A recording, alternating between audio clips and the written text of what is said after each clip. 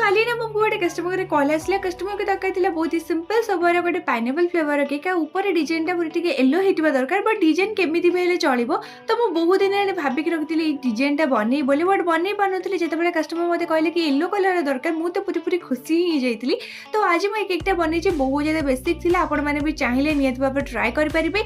और ता सेही दिन ही मते आ गोटे केक रो भी ऑर्डर आइतिला जोटा कि बहुत ज्यादा सिंपल सोबर थिला केकटा किछि भी डिजाइन नथिला बस खाली केक रो ऊपर मते जने कपल कर फोटो लगे पारतिला तांगर एनिवर्सरी थिला सेति पेंका लगे माने से केकटा बनिथिले।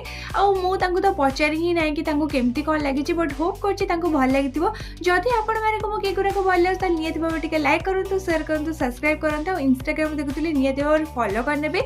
और जदि आपण माने भी चाहते सुंदर सुंदर केक ऑर्डर करिया पई त नियत भाबे आपण माने मते बायो रे नंबर अछि सेतिर जे कि व्हाट्सएप कर परिबे नले मते इंस्टाग्राम रे भी डीएम कर परिबे। तो रोज नमस्कार जय जगन्नाथ बाय बाय।